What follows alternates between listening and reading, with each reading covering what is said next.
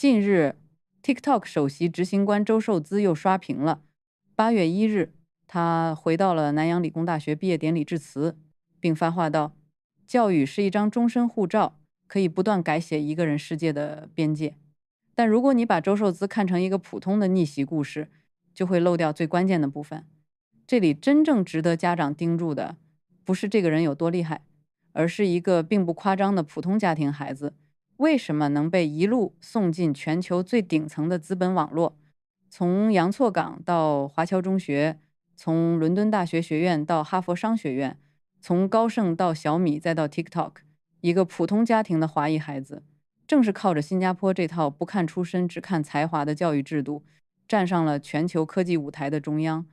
但周受资不是孤立，黄循财、王瑞杰、吴清亮、蔡天宝，这些在新加坡呼风唤雨的名字，都靠本地教育体系完成了逆袭。今天这篇就来聊聊新加坡教育到底是怎么把孩子送上完全不同的人生楼层的。周受资最值得研究的地方，不是他后来当上了 TikTok CEO， 而是他的路径非常适合拿来拆解。新加坡教育到底在生产什么？根据公开资料，他成长于新加坡，父亲做建筑相关工作，母亲是会计，并不是那种一出生就站在国际资源中心的家庭。后来他在新加坡完成基础教育，进入华侨中学体系，再到英国读大学，之后去哈佛商学院，进入投资和科技核心圈层。这个过程当然有个人能力，但他也很典型地体现了一件事：新加坡教育的强项不是保证每个人都成功，而是给被筛中的那一批孩子一套高度可信的起跳平台。这个平台最重要的不是文凭本身，而是背书。第一层背书是语言，很多家长会把英文理解成考试科目，但在更高层次的竞争里，英文其实是工作语言，表达工具，也是进入国际机构最基础的门槛。一个孩子能不能在面试里讲清楚判断，能不能在课堂和团队里稳定输出，影响非常大。第二层背书是制度化履历，新加坡学校非常重视持续记录，成绩、项目经验、竞赛、推荐、面试表现，这些东西不是零散拼盘，而是在共同构成一个孩子可被验证的成长轨迹。而新加坡教育很擅长把一个孩子的能力变成有记录、有标准、可比较的履历。第三层背书是行为训练、守时、执行力、团队协作，这些在学生时代看起来很普通，但到了大学申请、咨询、投行、科技公司的面试，都会变成非常具体的优势。第四层背书是体系信用。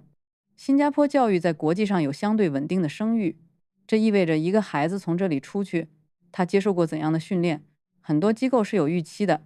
换句话说，他不需要从零开始证明自己。我们再来看新加坡教育的奖励机制。新加坡的教育奖学金重点从来不是给钱，而是筛人。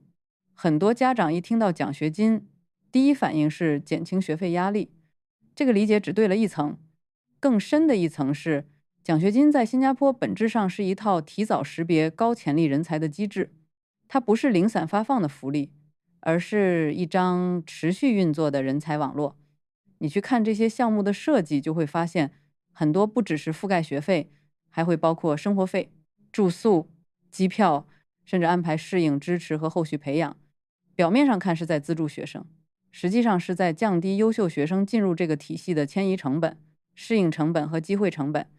因为真正稀缺的从来不是学费，而是高潜力学生愿不愿意把最关键的几年放在这里。接下来是很多家长最容易误判的部分。奖学金筛的从来不只是分数，分数高的人很多，但体系真正看重的是面试表现、自我管理、领导能力等综合表现。然后是绑定，像 PSE 这类公职奖学金通常会有服务期，企业奖学金往往也会连着实习、培养和就业入口。因为一个小国最怕的不是没能力培养人才，而是培养完之后留不住，或者人才和岗位之间接不上。所以教育、职业、身份认同会被很有意识地串成一条线。周受资这个案例恰恰把新加坡教育最有效的一面照得很清楚。它最强的地方不只是把孩子送进好学校，而是能把一个人的能力转换成全球机构看得懂，也愿意信任的履历和信用。这个转换才是真正稀缺的。讲到这里，我们也必须把最难的一层说出来。新加坡教育确实给机会，但它也会放大分层。为什么很多家长一边相信教育公平，一边又觉得压力越来越大？因为这个体系的规则大体是清楚的，考试怎么考，路径怎么分，奖学金怎么申请，很多信息都摆在明面上，所以大家会相信，只要努力，理论上就有机会往上走。这也是他长期被信任的原因。但问题在于，越往上走，竞争越不是单纯比考试，到了更高层次，分数只是入场券，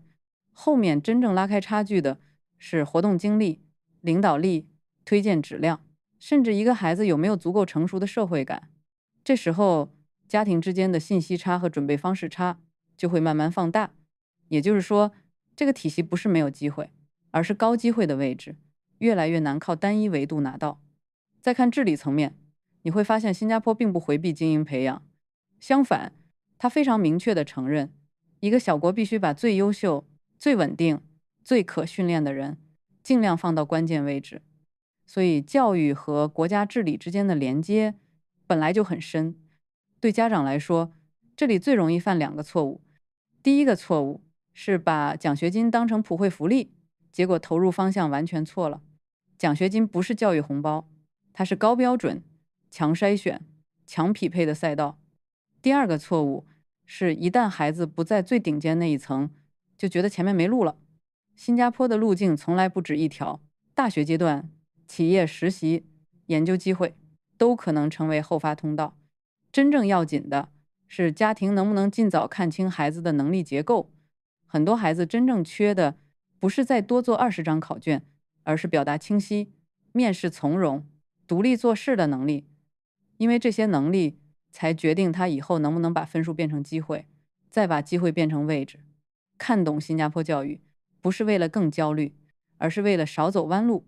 所以周受资回南大刷屏，真正值得家长看见的，不是一句别人家的孩子真厉害，